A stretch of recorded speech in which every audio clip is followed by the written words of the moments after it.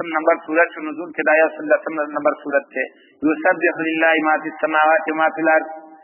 تسبیح وی دا اللہ دا پارا اسمان والا عظمکی والا الملک پورا بادشاہ دے القدوس دیر پاک دے العزیز ورور دے الحکیم حکمت والا دے هو الذی اللہ غذات دے بعث فی الامیین رسولا چلے گلے دے فامیانو کی عربو کی رسولا پیغمبر منہم داغوینا پیغمبر کار بسی یتلو علیہم آیاتی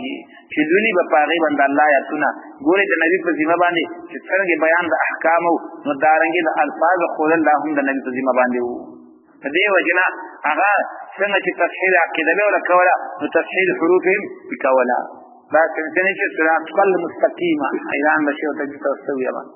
ويزكيهم پاک کی دوی لرا ويعلمهم الكتاب والحکمة او تعلیم والکی دوی تا الكتاب والحکمة و سنت وإن كانوا من قبل لفي ضلال مبين اگر چی او دی اولان ازینا تو گمراہی سرگند کی وآخرین دی وآخرین کی دو احتمال دخوا یو احتمال دا عصب دے پو هم بانی ويعلمهم الكتاب تعلیم والکی دوی تا کتاب او تعلیم والکی نور تا منهم دا دوینا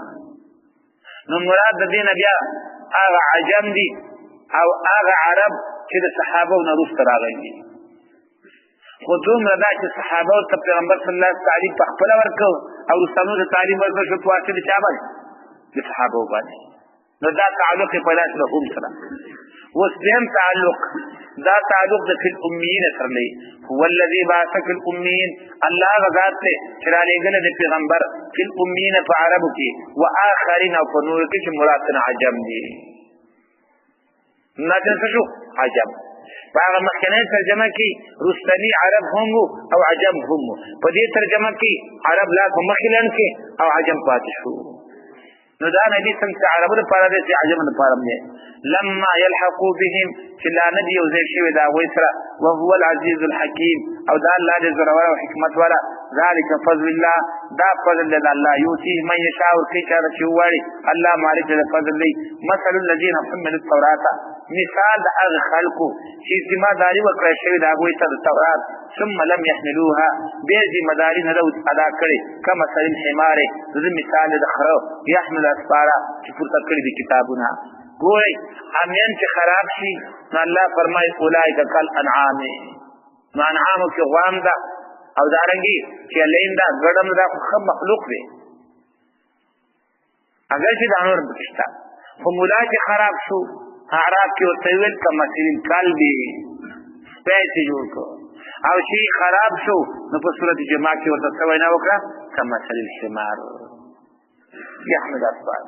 بئس مثل القوم الذين خلق بوي كذا يهود دفار دينا بئس مثل القوم الذين كذبوا هر قوم شوي الله فرمائے لغنا کار مثال نا بعد مثال قوم هغه كذبوا بآيات الله چې تکذیب کړل الله را سنو والله لا يهدي القوم الظالمين الله هدایت کوي دغه قوم ظالم ته قل يا ايها الذين هادوا هو الذي يا خلقوا اے یهودو ان زعمتم کتاسو خیال دائی انکم اولیاء للہ کتاسو دوستانی اسید اللہ لکذی بویل لن يدخل الجنة الا من كان هودا او نصارا من دون الناس سوا نور خلقنا فتمنوا الموتا نراش ارزو د مرغوخی مراد نه مباهره ده راوی چې میدان ته ودی چې پته ولګي ان کنتم صادقین کیتا سرشتری ولا يتمنونه ابدا او هیڅ شری بدوی ارزو د مرګونه کې کلم بما قدمت الیهم وجه هغه چې مخکې کړی دی راتونو الله په هره په ظالمانو باندې قل ان الموت الذي تفرون منه ورتوي بشک هغه مرګ چې تاسو منډه وهي دا غینا مخاطبین شي فانهم ملاقيكم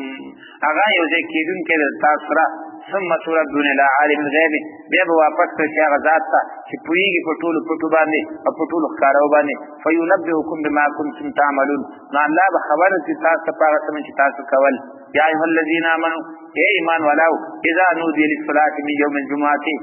دې ندا دا لفظ شرعی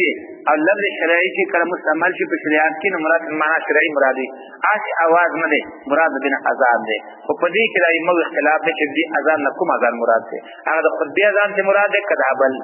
معارف په دې طرف تللی چې دا بل اذان ته مراد دی چې کله دا اول اذان وشي نو بیا اختلاف ورته ټول ناروالي دنیا په کار باندې مسعود الله تعالی ټول ناروالي او نور مفسرین بعضې وایي چې نه مراد دینه هغه اذان د خطبې دی ځکه د رسول الله صلی الله علیه وسلم او د ابوبکر صدیق رضی الله عنه په دور کې دا اذان چې موږ ورته اول وایو دا هغه زمانه کې نه و او آیات څوک راغلی و هغه زمانه کې راغلی نو هغه مراد دینه خطبې اذان دی چې خطبې اذان وشو بیا خرڅول اخر ټول حرام دي وذر فسعوا روان شي الى ذکر الله ذکر الله تمراد ذکر نه خطبه ده وذر البای او اختلاف فرسول پریدوي معنا دا ده د دنیا په کارون باندې شغله پریدوي ذالکم خیر لکم دا تاسو ته مغرض تاسو لپاره ان کنتم تعلمون کې تاسو پوهیدون کې فیضا قضیت الصلاه کله چې ادا کړئ شي مون فانتشروا فارشي په لار د پزماکه کې وابتغوا من فضل الله اوله توي د فضل الله نه چې مراد نه حلال مال تجارت ته واذكروا الله یا کې الله کثیرا ډیر لعلکم تفلحون دې لپاره تاسو کامیاب شئ و اذا راو تجارت خبر داوا چې مخکي خطبه د جمعې د مانځه نه رسوا اوس موږ د مانځه مخکي وایو مخکې د جمعې خطبه د چواله کدا اختر خطبه وسند مانځه نه رسوا ده او مخکې مانځه نه رسوا نو مونږ د جمعې وشو رسول الله صلی الله علیه وسلم خطبه ورکوله په دې کې بهر نه غلر الله نو هغه دغه شهادت ورکړل موږ تاسو دې له فکرې پیدا کړی هغه نغاره به واله بس هو خلک به خبر شي چې بهر نه مال راغلی رسول الله صلی الله علیه وسلم باندې ولاړو صحابه باندې پورته شو ودغه وخت پر حکم نو راغلی کړ دې پورته شو داګه نو دا آیات راغی خدا کار خو چې څنګه ساده صحابهونه پاتې شوی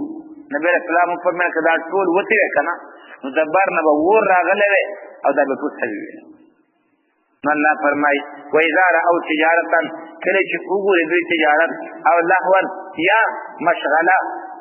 ځان مصرفول ان فضوا اليها فارش یغیتا وترکوک قائمه او پریتا ولا معلومه ده چې خطبه واخیوا مانځل رسوا قل ما عند الله خير من الله من التجاره ورته هغه چې الله څخه دا غوړه دي من الله دغه څه مشغولاونا او من التجاره تجارتنا والله خير الرازقين الله ورد الذكور کوم کنه بسم الله